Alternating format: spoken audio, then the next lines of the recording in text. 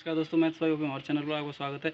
आज हम आपके लिए समस्या संख्याओं के लिए लेक्चर नंबर 2 लेकर आए हैं, जो कि क्लास कक्षा 11 के लिए है। इसमें हमने पिछली वीडियो में बात की थी समस्या संख्याओं की, कॉम्प्लेक्स नंबर की। वो क्या होती है, जेड बराबर ए प्लस आयोटा बी के रूप में होती है, जहाँ पर ए और बी क्या होती हैं, वास्तविक संख्या होती हैं, और जहाँ पर आयोटा की वैल्यू होती है रूट में -1 होती है। और हमने समस्या संख्याओं को समुच्चय के रूप में लिखा था, सी बराबर A plus iota B type के एलिमेंट आते हैं उनमें, such that A comma B belongs to R. ये हमने पिछली वीडियो में बात कर ली थी। और पिछली वीडियो में हमने ये बात की थी कि आयोटा की वैल्यू होती है रूट में -1, और आयोटा का हम स्क्वायर कर देते हैं तो उसकी वैल्यू आ जाती है -1। आयोटा क्यूब की वैल्यू होती है माइनस की आयोटा, और आयोटा की पावर 4 की वैल्यू हो जाती है 1, और आयोटा की पावर 4m की वैल्यू हो जाती है 1। ये हमने पिछली वीडियो में बात की थी। आज हम समस्या संख्याओं के लिए 2 प्रमेय सिद्ध करेंगे। तो पहले प्रमेय देखो, वो क्या है, प्रमेय हमारे फर्स्ट है, वो ये इस प्रकार है कि यदि कोई सम्मिश्र संख्या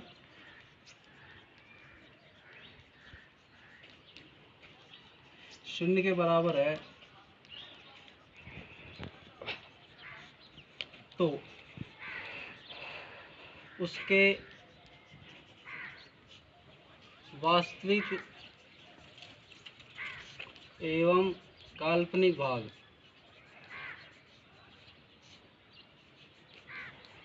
दोनों शून्य के बराबर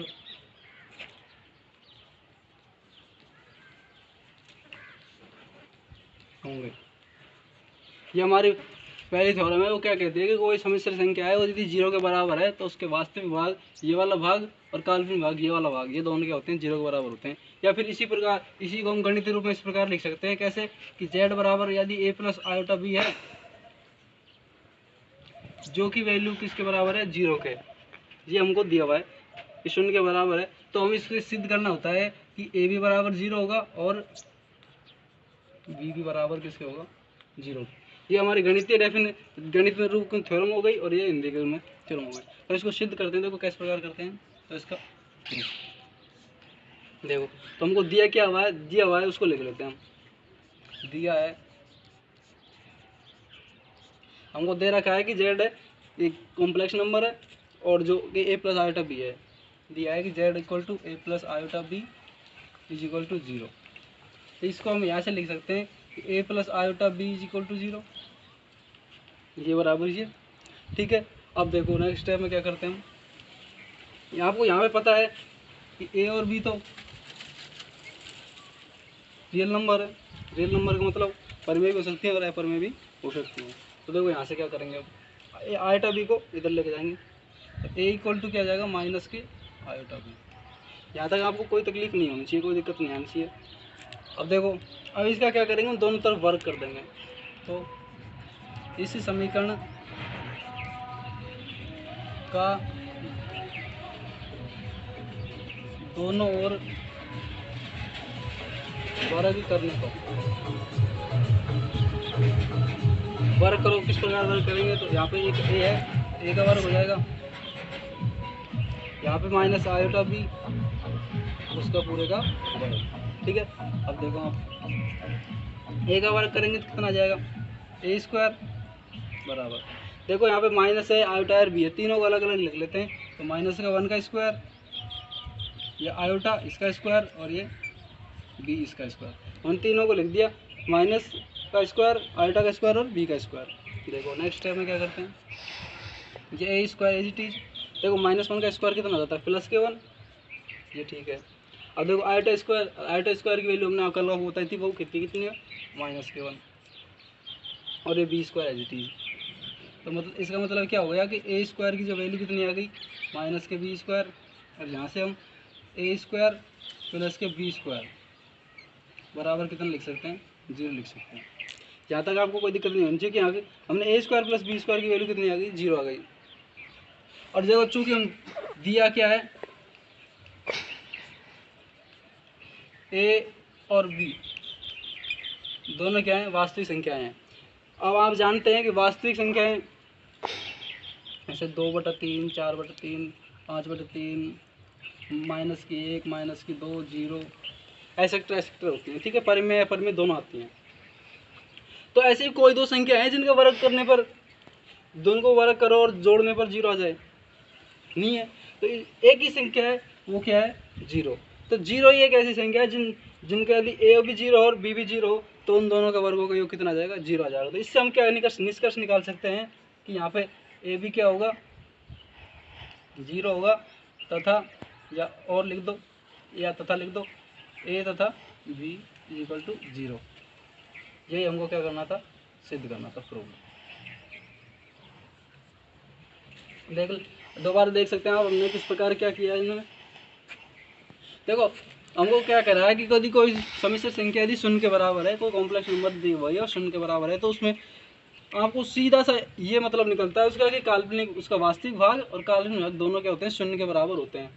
तो इसको सिद्ध करने के लिए जो हमने दिया हुआ है उसको लिख लिया, A plus I B equal to zero, ये दिया हुआ है। और इसी को हल करते हुए ए बराबर लिख दिया माइनस आई बी, इसको वर्ग करने पर आगे हल किया, ए स्क्वायर प्लस बी स्क्वायर बराबर जीरो आ गया। और आप जानते हैं कि ए और बी यहाँ पे परिमेय संख्या है, आर ऐसे लिखना चाहे तो ऐसे लिख सकते हैं, परिमेय संख्या। तो ये परिमेय संख्या है, तो ए और बी यदि दोनों ही जीरो होंगी तब जाके इसी के बाद वैल्यू क्या निकल आएगी, जीरो का स्क्वायर प्लस जीरो का square is equal to zero. ये कंडीशन सेटिस्फाई तभी होगी, इसलिए हम यहाँ से ए बराबर जीरो और बी बराबर जीरो लिख सकते हैं।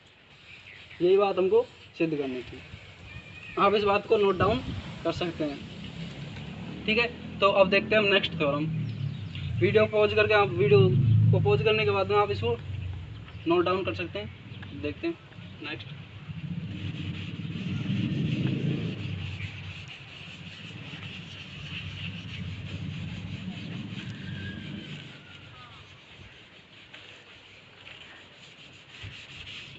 अब देखो आपकी नेक्स्ट जो थ्योरम है सेकंड नंबर की, वो किस प्रकार है। यदि दो सम्मिश्र संख्याएं, अब की बार दो सम्मिश्र संख्याओं की बात की जा रही है, यदि दो सम्मिश्र संख्याएं बराबर हैं तो उनके वास्तविक तथा काल्पनिक भाग दोनों अलग अलग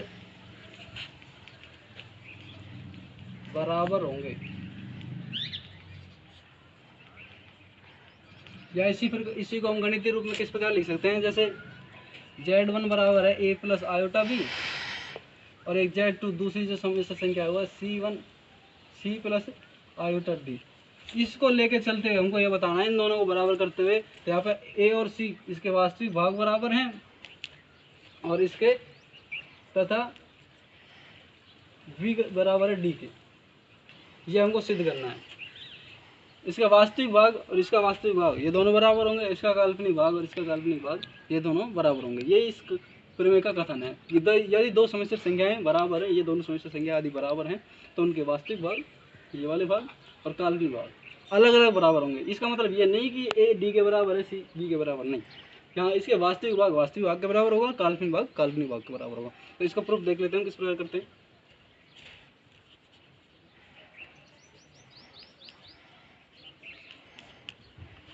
जो आपको दिया हुआ है उसको पहले लिखो। दिया क्या है हमारे पास में, ये दिया हुआ है Z1 बराबर दे रखा है a प्लस आयोटा बी और Z2 दे रखा है C प्लस आयोटा डी। और एक बात और क्या दे रखी है, इसको थोड़ा सा और मॉडिफाई करके लिख सकते हैं। यदि या लिख लो, यदि Z1 बराबर है किसके, Z2 के, तब ये जाके होगा। Z1 बराबर Z2 है तो a बराबर C होगा तथा b बराबर d होगा। ये Z1 Z2 बराबर दे रखा है, तो Z1 और Z2 ये भी क्या दे रखा है अपन को, ऐसा लिख देंगे कि ये दिया है। अब Z1 और Z2 की वैल्यू लगा दो, Z1 की value a plus iota B और Z2 की value C plus iota B, ये लगा दो। ये आ जाएगी Z1 की value a plus iota B और Z2 की वैल्यू लगा देंगे C प्लस आयोटा बी, ठीक है।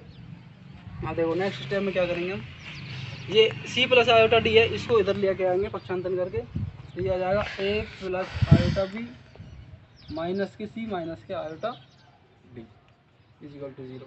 यहाँ तक आपको कोई दिक्कत नहीं होगी। अब देखो यहाँ पर वास्तविक वास्तविक को एक जगह कर लो और काल्पनिक काल्पनिक भाग को एक तरफ कर लो। मतलब कहने का तात्पर्य जैसे यहाँ पे ए और सी वास्तविक भाग है इसका, और आयोटा वाला इसको एक तरफ कर लो, एक साइड एक साथ इसको और इसको एक साथ लेंगे तो ये आता हो जाएगा ए माइनस का सी, इसको एक साथ कर लिया। और इस आयोटा बी और इस आयोटा डी में से माइनस के आयोटा डी में से क्या मिल जाएगा कॉमन, आयोटा कॉमन मिल जाएगा। और यहाँ से क्या मिल जाएगा बी, यहाँ बचेगा बी, यहाँ से बचेगा माइनस के डी बराबर 0। इस स्टेज में कोई दिक्कत नहीं होनी चाहिए क्योंकि हमने ए और सी को एक साथ कर लिया और आयोटा बी आयोटा डी में से आयोटा कॉमन लेके रख दिया है। अब देखो हमने प्रमेय फर्स्ट पढ़ी थी, वो प्रमेय क्या कह रही थी, यदि कोई समिश्र संख्या शून्य के बराबर है तो उसके वास्तविक भाग ये वाला वास्तविक भाग और काल्पनिक भाग ये वाला वास्तविक काल्पनिक भाग दोनों क्या होंगे, शून्य के बराबर होंगे। तो हम प्रमेय फर्स्ट लगा देते हैं। तो प्रमेय फर्स्ट क्या कहती है, यदि कोई समिश्र संख्या 0 के बराबर है तो उसके वास्तविक भाग और काल्पनिक भाग दोनों 0 के बराबर होंगे। तो प्रमेय फर्स्ट ही इसका वास्तविक भाग क्या है, ए माइनस के सी, ये भी 0 के बराबर होगा। और इसका काल्पनिक भाग कितना है, बी माइनस डी बराबर किसका वो 0। ए माइनस सी बराबर 0 करेंगे तो कितना आ जाएगा, ए बराबर सी आ जाएगा। और बी माइनस डी करेंगे तो बी की रूट क्या आ जाएगा डी, पक्षांतर करने पर। और यही हमको क्या करना था, सिद्ध करना था।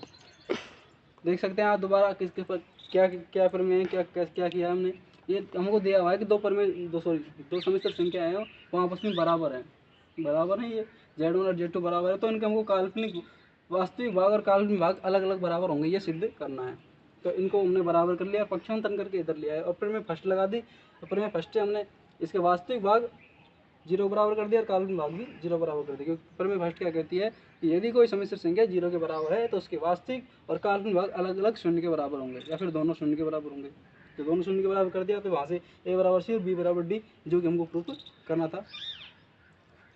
अब देखते हैं हम क्वेश्चंस, या फिर अभी इसके गुणधर्म देखते हैं कि समिश्र संख्या को पहले गुणधर्म देख लेते हैं। आप नोट डाउन करना चाहे कर सकते हैं, वीडियो पॉज कर दें।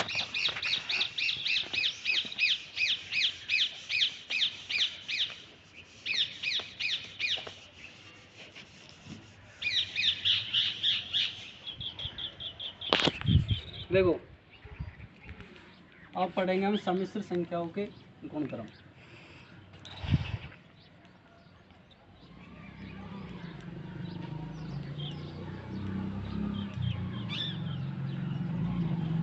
पहला गुणधर्म योग का पढ़ेंगे, ठीक है।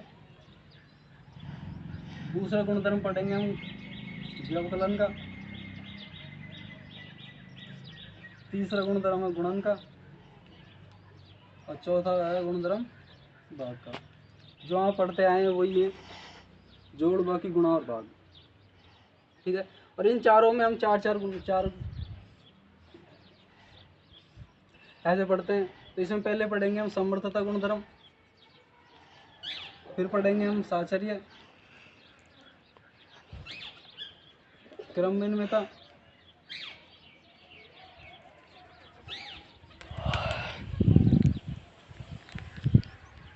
निरसन नियम,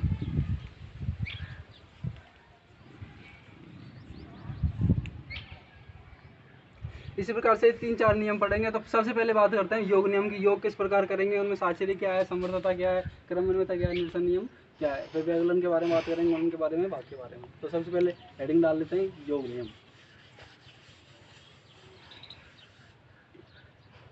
तो देखो सबसे पहले हम करेंगे योग, जिसे हम अंग्रेजी में बोलते हैं एडिशन। एडिशन दो समिश्र संख्या को किस प्रकार जोड़ा जाता है वो हम पढ़ेंगे। जोड़ने के लिए देखो आपको बता देते हैं, Z1 बराबर मान लो कोई एक समिश्र संख्या है। पहली समिश्र संख्या इस प्रकार है A1 प्लस आयोटा B1, ठीक है। और Z2 हमारे पास में इस प्रकार है तथा Z2 बराबर है A2 प्लस आयोटा B2। इसमें 1 वाली में 1 मान लिया और 2 वाली में 2 मान लिया। इस प्रकार से मान लिया। और हमको क्या करना है, योग करना है, एडिशन करना है। तो देखो Z1 प्लस Z2 कितना आएगा,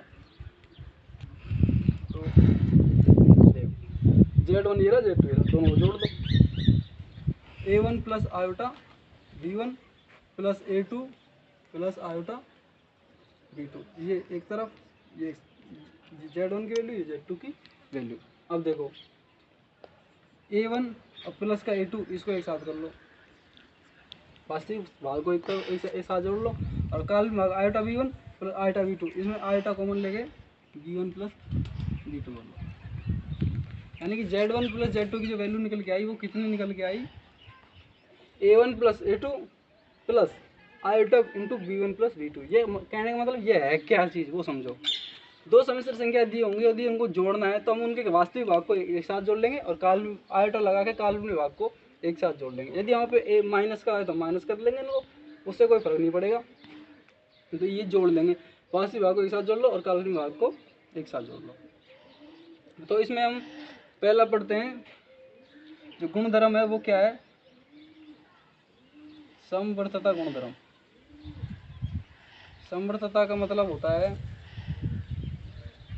आपने छोटी कक्षा में पढ़ा होगा कि हम कोई दो समिश्र संख्या लेके चलेंगे, जैसे Z1 ले लिया, एक Z2 समिश्र संख्या ले ली, ठीक है। अब हम इन दोनों समिश्र संख्याओं को जोड़ांगे, क्या करेंगे, जोड़ेंगे। तो Z1 प्लस Z2, ये Z1 और Z2 है, ये भी किसको बिलोंग करेगी, कॉम्प्लेक्स नंबर को। ये भी Z2 किसको बिलोंग करेगी, कॉम्प्लेक्स नंबर को। मतलब ये भी Z1 भी कॉम्प्लेक्स नंबर है, समिश्र संख्या, Z2 भी समिश्र संख्या है, Z1 प्लस Z2 भी समिश्र संख्या है, सॉरी कैपिटल C समिश्र संख्या है। तो हम कह देंगे कि जो समिश्र संख्या है वो समवर्तता गुणधर्म का क्या करती है, पालन करती है। तो देखो क्या करना है हम उनको, तो देखो अब देखो मान लेते हैं कि यदि A1 Z1 बराबर क्या है, A1 प्लस आयोटा B1 तथा Z2 क्या है, A2 प्लस आयोटा B2। तो देखो Z1 प्लस Z2 किया, हम यहाँ पे कर रखा है हमने, तो डायरेक्ट लिख लेते हैं यहाँ से। तो ये आएगा A1 प्लस का A2 plus iota B1 plus B2, ये निकल के आया। देखो चूँकि यहाँ पे Z1 है वो क्या है, समिश्र संख्या है, Z2 है वो भी समिश्र संख्या है। Z1 किसको बिलोंग कर रहा है, कॉम्प्लेक्स नंबर को बिलोंग कर रहा है, और Z2 भी कॉम्प्लेक्स नंबर को बिलोंग कर रहा है। तो देखो यहाँ पे A1 और A2 ये रियल नंबर है, और B1 और B2 ये भी रियल नंबर है। दो रियल नंबर को जोड़ ऐड किया जाता है तो भी रियल नंबर आता है, और यहाँ पे भी रियल नंबर आएगा। तथा A1 A2 B1 B2 ये क्या है, रियल नंबर है। तो Z1 प्लस Z2 ये भी किसको बिलोंग करेगा, कॉम्प्लेक्स नंबर को बिलोंग करेगा। मतलब दो समिश्र संख्या को जब जोड़ा जाएगा तब उनका योग भी क्या आएगा, एक समिश्र संख्या ही आएगा। जैसे एक उदाहरण के तौर पर समझा देते हैं हमको, जैसे Z1 बराबर 4 प्लस 3 आयोटा और Z2 बराबर है 2 प्लस 5 आयोटा, ठीक है। ये कोई दो समिश्र संख्या हैं और इन दोनों को ऐड किया जाता है तो समिश्र संख्या आती है नहीं आती। देखो Z1 प्लस Z2 ये क्या आएगा, ये आएगा 4 plus 3 iota plus 2 plus 5 iota. इन दोनों को हमने ऐड कर लिया है। देखो 4 प्लस 2 हो जाएगा 6 और 3 आयोटा प्लस 5 आयोटा कितना हो जाएगा, 8 आयोटा।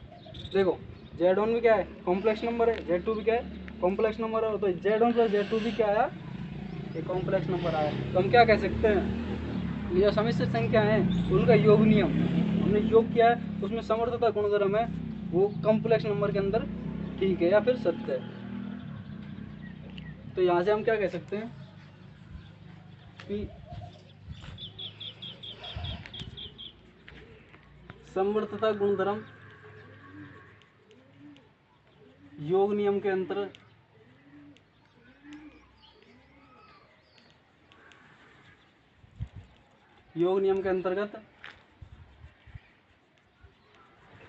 सत्य है। अब आगे बात करते हैं, आप नोट डाउन करना चाहते कर सकते हैं। देखो आगे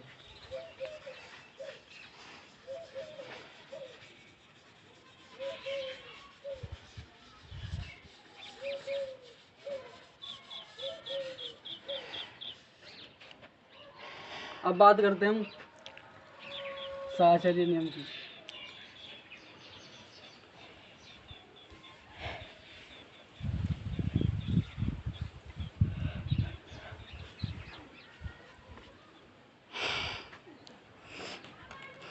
देखो Z1 बिलोंग कर रहा है मानो C को, ऐसे लिख लो कि यदि Z1 इक्वल टू है A1 plus iota B1, Z2 है क्या A2 प्लस आयोटा B2, और A3 क्या, सॉरी Z3 क्या है A3 प्लस आयोटा B3, ये है।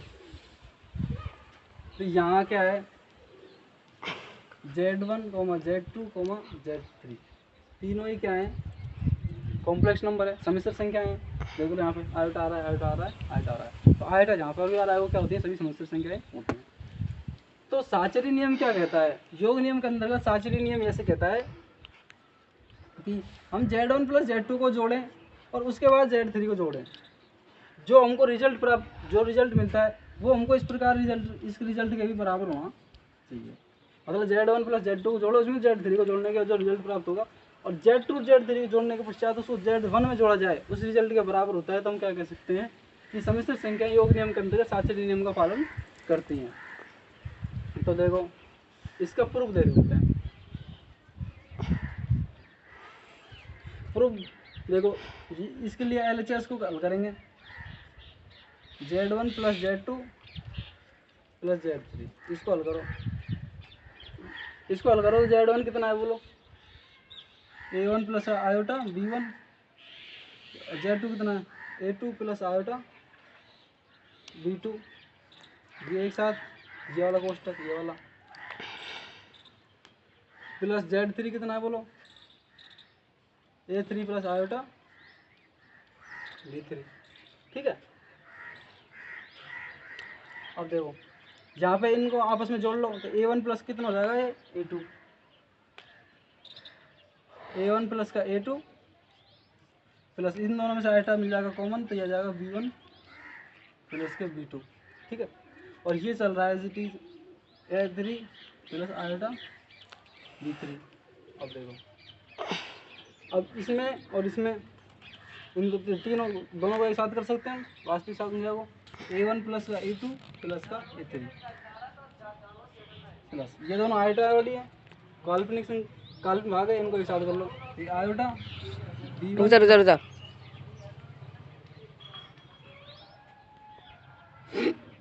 तो B1 plus B2 plus B3, एक आयोटा वाले को एक साथ कर लिया। इसी प्रकार हम RHS को देखते हैं, RHS क्या है हमारा, वो है हमारा Z1 plus Z2 plus Z3।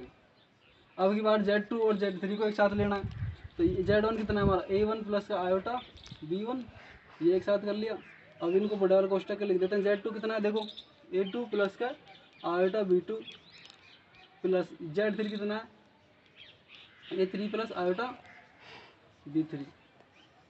अब देखो जिस प्रकार वहाँ पे किया था उसी प्रकार यहाँ पे कर लो, तो ये हो जाएगा A1 प्लस का आयोटा B1 प्लस इन दोनों को एक साथ कर लो तो A2 प्लस A3 प्लस ये आयोटा, यहाँ से कितना मिल जाएगा B2 प्लस B3, तो B2 प्लस B3। अब देखो A1 plus iota B1 plus इसको बड़े वाले कोष्टक को हटा दो, तो ये कितना मिल जाएगा A2 प्लस A3 प्लस का iota B2 plus B3, as it is कर लिया, बस सिर्फ कोष्टक हटाया। अब देखो ये वास्तविक संख्या है और ये दोनों काल्पनिक संख्या है, ये दोनों वास्तविक है, ये दोनों काल्पनिक है, तो इन दोनों को एक साथ कर लो, ये आ जाएगी A1 प्लस का A2 प्लस A3 प्लस ये आयोटा वाली टर्म हो जाएगी B1 plus B2 plus B3। आप इसको समीकरण 1 मान सकते हैं, इसको समीकरण 2 मान सकते हैं, तो आप लिख सकते हैं क्या समीकरण 1 व 2 से। देखो ये वैल्यू दोनों, ये वाली वैल्यू और ये वाली वैल्यू दोनों बराबर है, तो हम क्या कह सकते हैं कि Z1 plus Z2 plus Z3 बराबर क्या होगा, Z1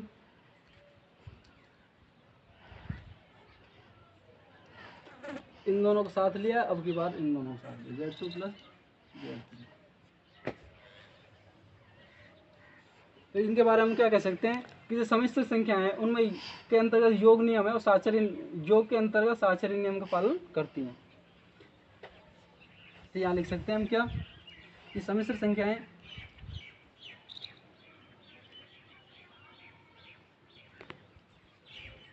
योग नियम के अंतर्गत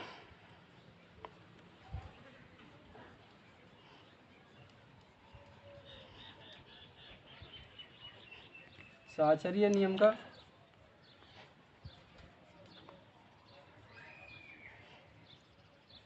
पालन करती है। Z1 Z2 Z3 complex number लिए, उनको दोनों को एक साथ जोड़ा, फिर तीसरे को यहाँ पे पहले को छोड़ दिया, दूसरे तीसरे को जोड़ा, तो ये दोनों स्टेप क्या है, बराबर है। सो हमने लिख दिया कि समिश्र संख्या योग नियम के अंतर्गत साचर्य नियम का क्या करती है, पालन करती है। आप नोट डाउन कर सकते हैं वीडियो पॉज करके। अब देखते हैं हम आगे।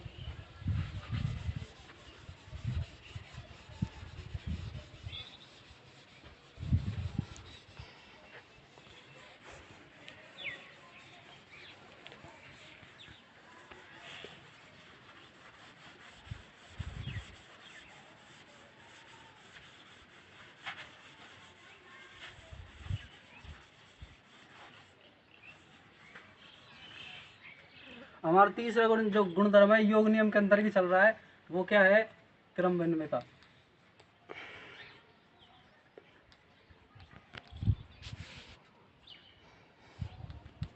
क्रम विनिमयता आप समझते होंगे। क्रम विनिमयता इस प्रकार होगी है, Z1 प्लस Z2 है, वो किसके बराबर जाना चाहिए, Z2 प्लस Z1, जहाँ पे Z1 और Z2 के हैं समिश्र संख्या है। ये इस प्रकार का कोई स्टेटमेंट होता है क्रम विनिमयता का। तो देखो किस प्रकार करेंगे इसको।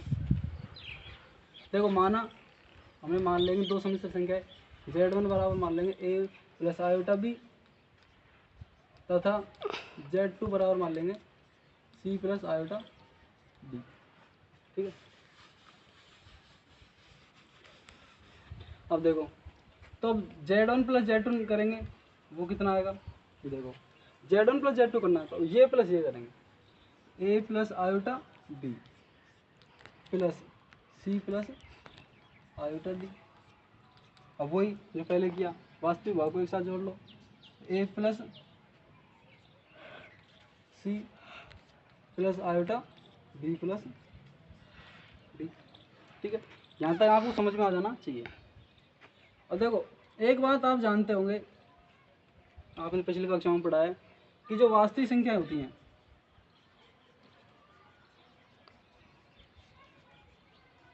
वास्तविक संख्याएं योग नियम के अंतर्गत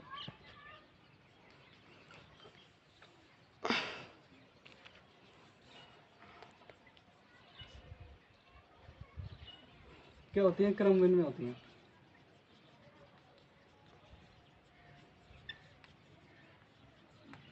क्रम विनिमय होती है नहीं होती, होती हैं, आपने पढ़ा हुआ है।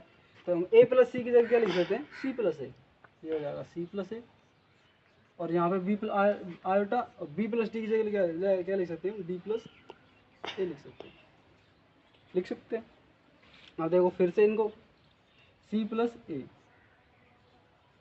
अब देखो आयोटा को एक साथ कर लो, आयोटा D प्लस का आयोटा ए। ठीक है, अब देखो आयोटा ए और C को एक साथ कर लो, सॉरी आयोटा C को और आयोटा D को एक साथ कर लो, C plus iota D plus अब A प्लस आयोटा, सॉरी ये B है, B और D, ये B है, ये B और D था तो उसको हमने D और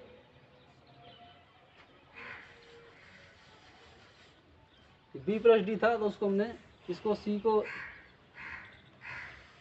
देखो आप दोबारा देख सकते हैं, ये C plus A, A plus C है, इसको C प्लस ए कर दिया हमने, और ये आयोटा, और डी प्लस बी को डी प्लस डी को हमने लिख लिया डी प्लस बी, ठीक है। अब देखो, अब इसको C plus A as it is, इसको आयोटा के अंदर मल्टीप्लाई करो तो iota D plus iota D. अब देखो सी और आयोटा डी एक साथ कर लो, C plus iota D plus A plus iota, A plus iota B एक साथ कर लो। अब देखो सी प्लस आयोटा डी क्या है, Z2 हमारा, और ए प्लस आयोटा बी कितना है, Z1, ये आ गया Z1। तो किसकी वैल्यू चल रही है, Z1 प्लस Z2, किसके लिए, फॉर ऑल, प्रत्येक Z1 और Z2 के लिए समिश्र संख्याओं के लिए क्या है, ये बात सिद्ध है। अतः हम क्या लिख सकते हैं कि समिश्र संख्याएं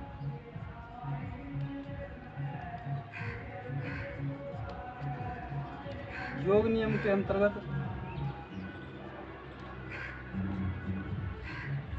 क्या होती हैं, क्रम विनिमय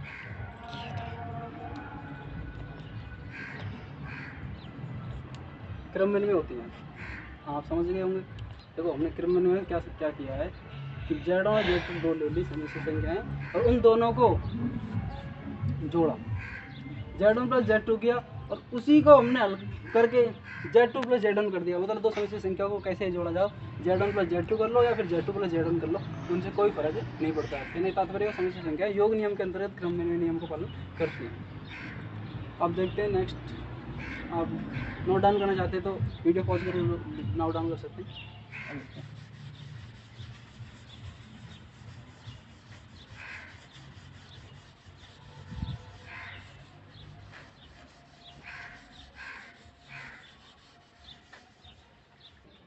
देखो अब नेक्स्ट देखते हैं चौथा नंबर का,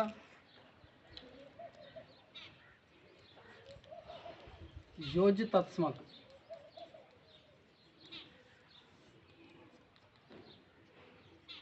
योज्य तत्समक क्या होता है, एडिटिव आइडेंटिटी।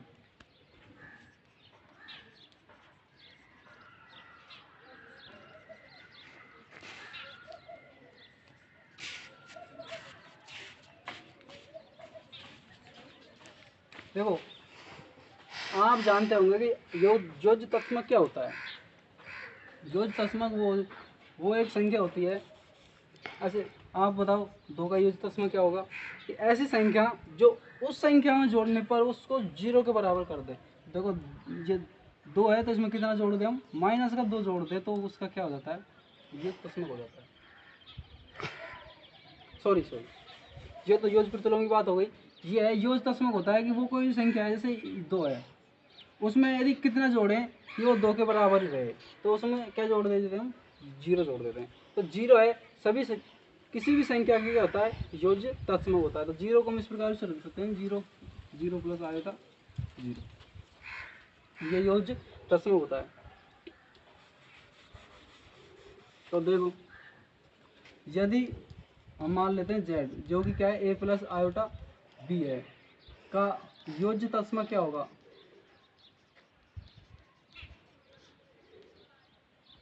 योज्य तत्समक होगा जीरो, यानी कि जीरो प्लस आयोटा जीरो होगा। इतना ही है योज्य तत्समक के बारे में। तो कोई भी संख्या दी जाएगी ऐसा लिख देगा 4 प्लस 3 आयोटा, इसका कह देगा ये Z है, इसका क्या निकालो, योज्य तत्समक निकालो। तो आप कितना लिख देना, 0 प्लस 0 आयोटा या फिर खाली जीरो, कॉम्प्लेक्स नंबर के रूप में या फिर सिंपल। तो कॉम्प्लेक्स नंबर के रूप में लिखेंगे तो थोड़ा इफेक्टिव होता है, तो ऐसा लिख देना। ये तो हमारा योज्य तत्समक हो गया। अब अगला बात की जाती है, हम करते हैं योज्य प्रतिलोम। उल्टा हो जाता है फिर। योज्य प्रतिलोम क्या होता है, योज्य प्रतिलोम हम बता रहे थे, जैसे ये संख्या है 2, इसमें कितना जोड़े कि ये जीरो आ जाए। यहाँ पे हमने क्या किया था, इसको आप ऐसे लिख सकते हैं Z plus zero is equal to Z, इसके रूप में लिख सकते हैं। यहाँ पे इसको लिख सकते हैं, इसमें कितना जोड़े उसी का नेगेटिव जोड़ दो, जितना है उसमें उसी का माइनस करके जोड़ दो तो वो क्या आ जाती है, जीरो। जैसे 2 है उसमें -2 जोड़ देंगे तो जीरो आ जाएगा। ऐसे -4 है उसमें कितना जोड़ेंगे, माइनस का लगा के, ये माइनस और ये माइनस पहले से ही, ठीक है। ये कितना हो जाएगा, -4 + 4 कितना हो जाएगा, 0। किसी भी संख्या का जो हमको योग प्रतिलोम निकालना होता है तो उसमें उसका क्या कर देते हैं, माइनस से मल्टीप्लाई करके जोड़ देते हैं, या फिर बता देते हैं कौन सा होगा। तो किसी सम्मिश्र संख्या की बात कर रहे हैं, तो किसी सम्मिश्र संख्या का योग प्रतिलोम, सम्मिश्र संख्या z, ठीक है, का योग प्रतिलोम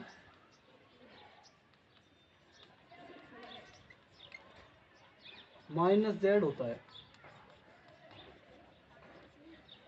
जैसे संख्या है, सम्मिश्र संख्या इस प्रकार से है,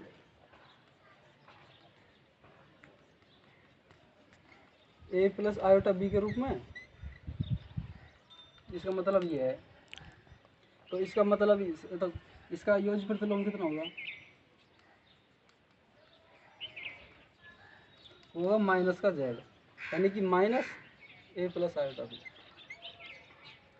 माइनस अंदर किया तो माइनस का a और माइनस का i/b। अब कहने का तात्पर्य क्या है कि हम z को और -z को दोनों को जोड़ेंगे तो उनका योग कितना आएगा, 0 आएगा। यानी a + i/b और माइनस का a माइनस i/b को जोड़ेंगे तो कितना, a से कट जाएगा, i/b से i/b कैंसिल हो जाएगा, तो कितना आ जाएगा, 0 आ जाएगा। तो ये बात हो गई। अब एक नियम और है, वो देख लेते हैं, वो क्या है, निरसन नियम।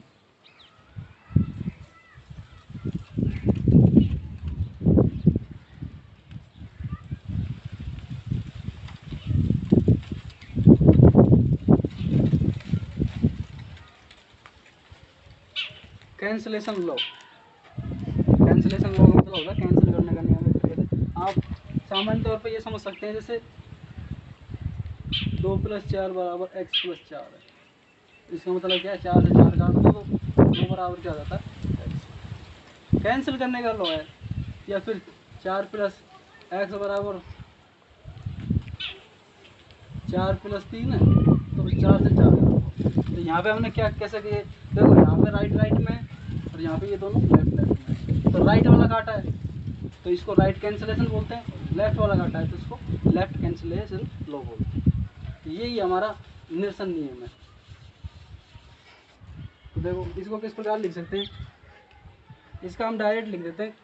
तो Z1 + Z3 बराबर है Z2 + Z3 के। तो Z3 से क्या कट जाएगा, Z3, तो क्या निकल के आएगा, Z1 बराबर Z2 तथा अब की बार ऐसे लिखा हुआ है Z3 + Z1 बराबर Z3 + Z2। तो यहाँ से अब की बार Z3 से Z3 निकल जाएगा, तो क्या बचेगा, Z1 बराबर Z2। देखो ये राइट साइड में है, इसके भी राइट साइड में, इसके भी राइट साइड में, तो ये इसको बोलते हैं राइट कैंसिलेशन लॉ और इसको बोलते हैं लेफ्ट कैंसिलेशन लॉ। तो इसको बोलते हैं राइट कैंसिलेशन लॉ और इसको बोलते हैं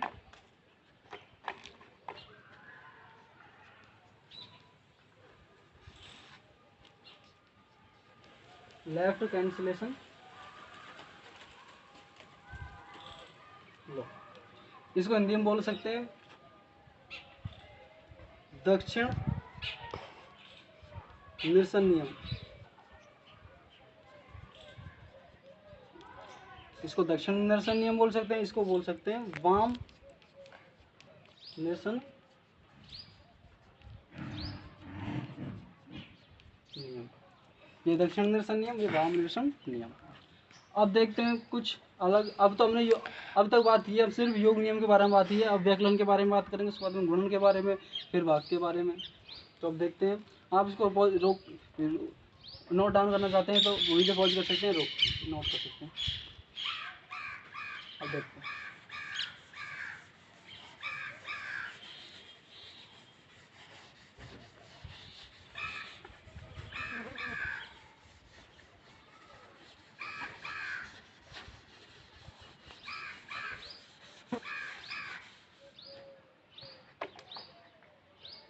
अब देखते हैं जो दूसरा नियम था हमारा वो क्या था, व्यवकलन। व्यवकलन मतलब सब्सट्रैक्शन।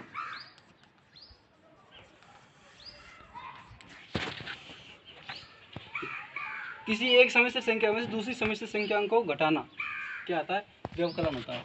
जैसे यदि Z1 बराबर है a प्लस आयोटा बी और तथा Z2 बराबर है क्या, c प्लस आयोटा डी, तो हमको Z1 माइनस Z2 निकालना होता है। तो क्या होता है देखो, वो होता है इसमें से हम इसको कैंसिल कर देते हैं, घटा देते हैं, फिर कैंसिल नहीं घटा देते हैं। तो देखो ये हो जाता है a plus iota B minus क्या हो जाता है c प्लस आयोटा डी। तो वही इसको ए प्लस आयोटा बी कोष्टक खोल लिया। अब इसका कोष्टक खोलेंगे तो माइनस अंदर मल्टीप्लाई हो जाएगा, तो माइनस का हो जाएगा सी और माइनस का क्या हो जाएगा आयोटा डी। अब वास्तविक एक साथ कर लो तो हो जाएगा ए माइनस का सी प्लस द काल्पनिक एक साथ करो तो आयोटा इंटू बी माइनस के डी।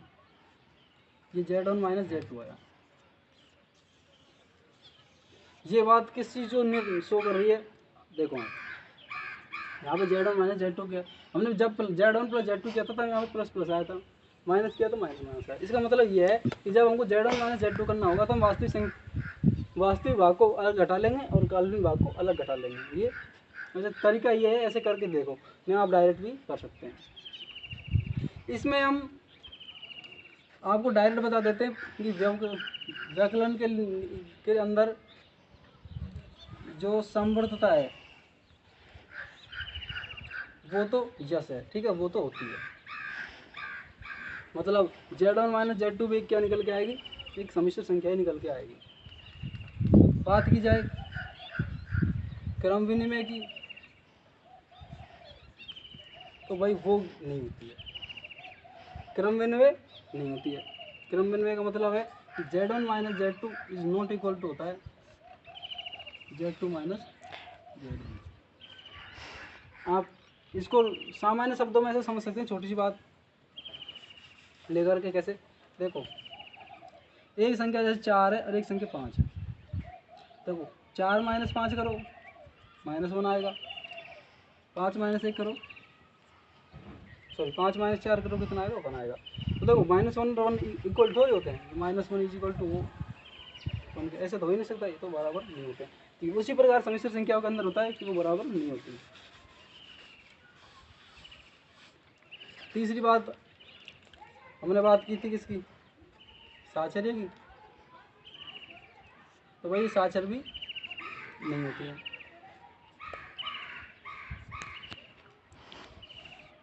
तो योग नियम, और इसमें व्यकलन तस्मक और व्यकलन प्रतिलोम तो होता नहीं है, तो बस काफ़ी, इतना काफ़ी है में। अब देखते हैं गुणन नियम, गुणन किस प्रकार का, ऐसे आप इनको एग्जाम्पल के तौर पर समझना है तो इस प्रकार समझ सकते हैं कि भाई दो सम्मिश्र संख्या को किस प्रकार व्यकलित किया जाएगा, घटाया किस प्रकार जाएगा। यदि Z1 बराबर मान लो इसमें है 2 प्लस 9 आयोटा और तथा Z2 बराबर है माइनस का 11 प्लस का 3 आयोटा, या फिर आप ऐसे कर लो, ऐसे लिख लो, ये 2 ये माइनस का 9 आयोटा, Z1 बराबर 2 माइनस का 9 आयोटा था, Z2 बराबर माइनस के 11 प्लस के 3 आयोटा है। तो Z1 माइनस Z2 ज्ञात कीजिए। छोटे क्वेश्चनों में इस प्रकार के क्वेश्चन भी आते हैं कि भाई Z1 दे देगा, Z2 दे देगा, तो क्या देगा कि Z1 माइनस Z2 ज्ञात कीजिए। तो इसका सॉल्यूशन आप इस प्रकार करेंगे, Z1 माइनस Z2, Z1 को लिख लो और माइनस Z2 कर दो। Z1 कितना है 2 माइनस के 9 आयोटा माइनस, Z2 कितना है माइनस के 11 प्लस 3 आयोटा, ये कितना हो जाएगा, ये 2 माइनस के 9 iota as it is minus, देखो माइनस अंदर मल्टीप्लाई करेंगे तो माइनस इंटू माइनस प्लस का हो जाएगा, तो प्लस का 11 आयोटा, और माइनस इंटू प्लस करेंगे तो कितना हो जाएगा माइनस का, ये हो जाएगा माइनस 3 आयोटा। अब देखो सॉरी आयोटा यहाँ पर 11 पास में आयोटा नहीं है, तो 2 माइनस 2 और 11 को ऐड करेंगे तो कितना हो जाएगा 13, और ये माइनस का 9 आयोटा और माइनस का 3 आयोटा कितना हो जाएगा 12 आयोटा। यही हमारे क्या हो जाता है आंसर। इस प्रकार हम Z1 और Z2 दो सम्मिश्र संख्या को क्या करते हैं, हम व्यवकलित करते हैं, घटाते हैं। अब देखते हैं हम गुणन के बारे में, दो सम्मिश्र संख्या को किस प्रकार गुणा किया जाता है।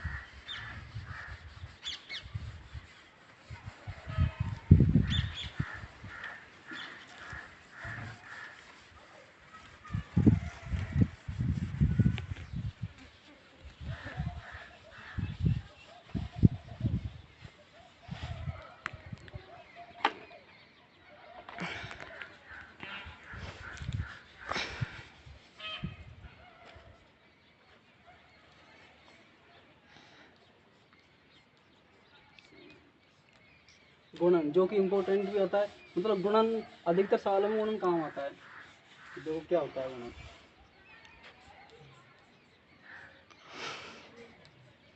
मल्टीप्लीकेशन,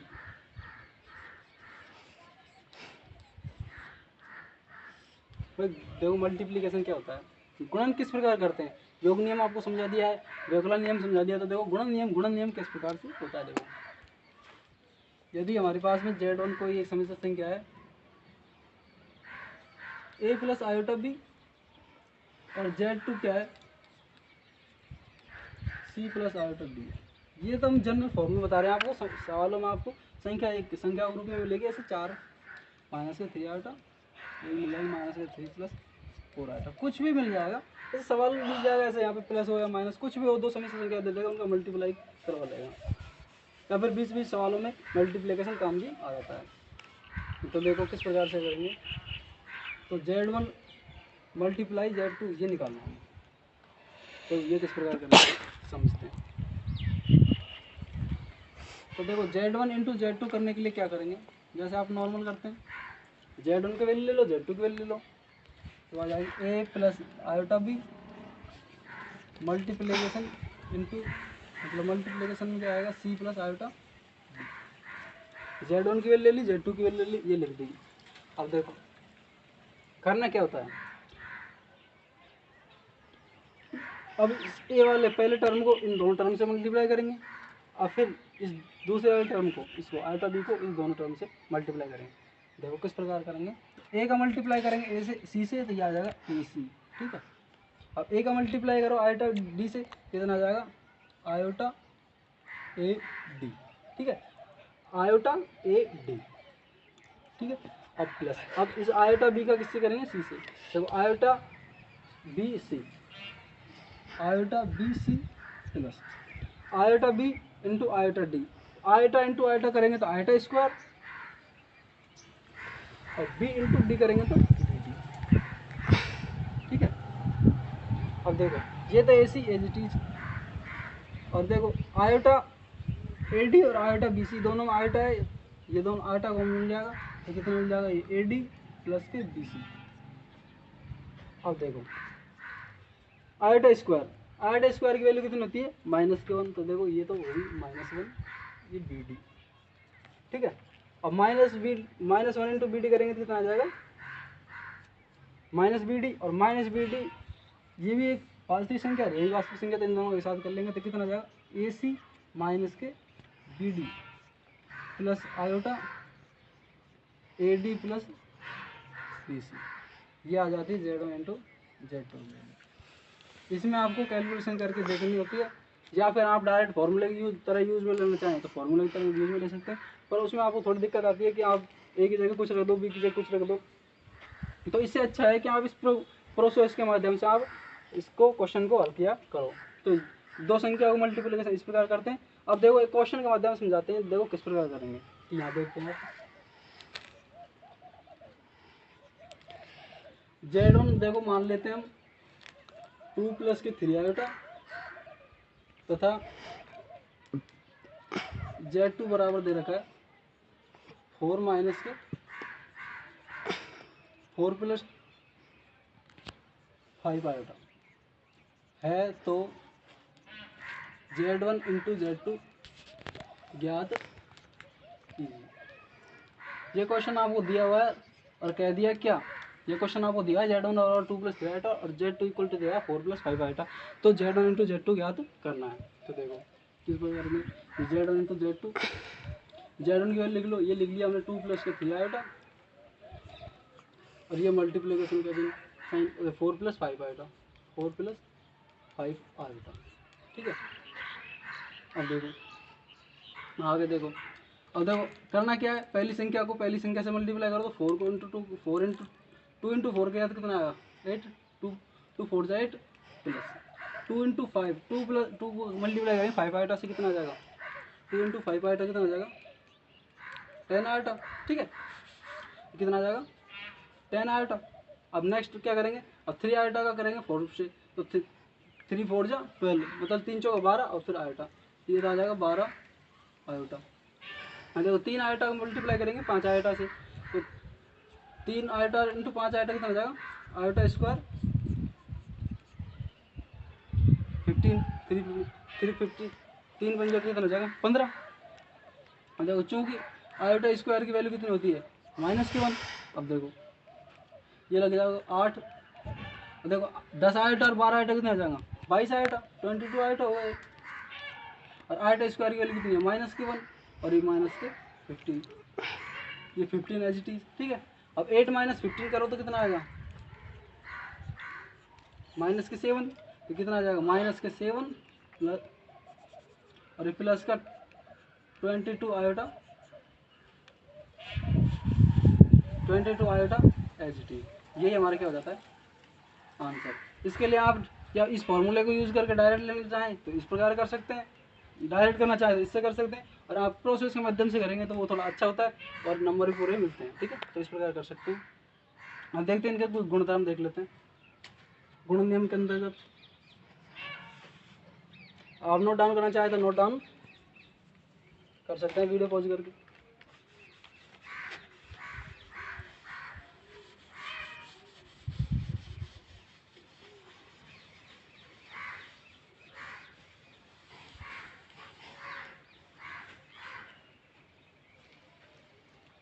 देखो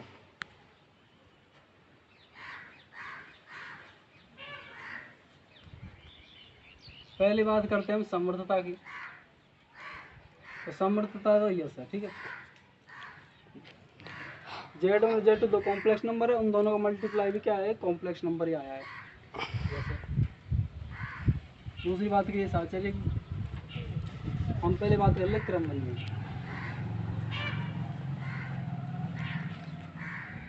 क्रमबद्ध में भी यस है, Z1 इंटू Z2 करो या Z2 इंटू Z1 करो, एक ही बात है। साहचर्य तो आप बाद में दिखाएंगे बताएंगे। आप देखो गुणन प्रतिलोम और गुणन तत्समक और गुणन प्रतिलोम वो क्या होता है।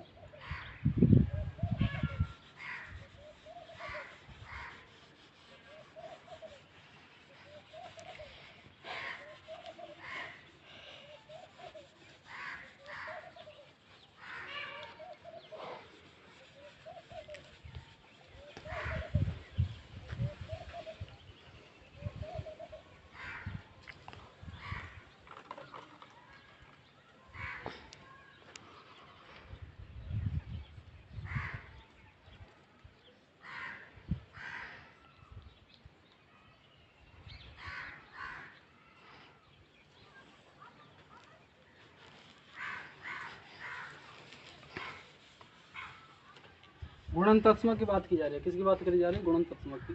ये गुणन नियम के अंतर्गत ही आने वाला टॉपिक है। ठीक है, जिस प्रकार आपने योग तत्समक पढ़ा था, जैसे हमने 2 पढ़ा था उसका योग, तो किसी संख्या में 0 को जोड़ दें तो ऐसे लिख लो 2 + 3 iota plus 0 + 0 iota is equal to क्या आएगा 2 + 3 आयोटा।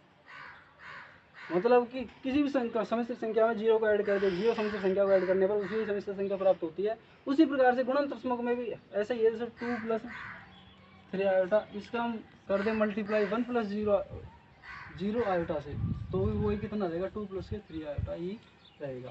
तो किसी भी समिश्र संख्या का गुणन जो गुणन तत्समक होता है वो कितना होता है 1 होता है। मतलब उसमें जिस समिश्र संख्या में मल्टीप्लाई करते हैं वो ही समिश्र संख्या आ जाती है। तो किसी भी, यहाँ से ले लेते हैं ऊपर से, तो किसी भी समिश्र संख्या z का गुणन तत्समक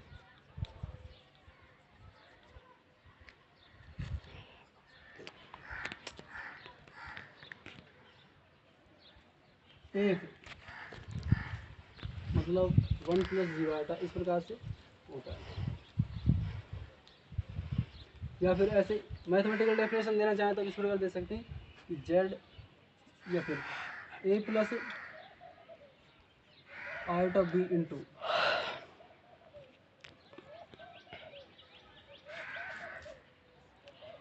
1 + 0 आयोटा इज इक्वल टू क्या होता है, ए प्लस आयोटा बी।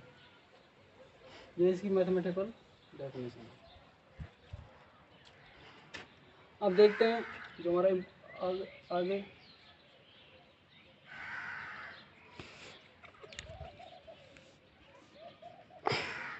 गुणन प्रतिलोम,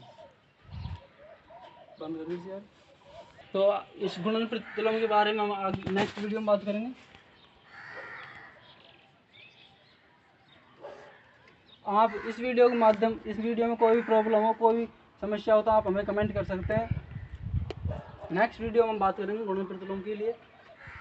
थैंक यू, धन्यवाद।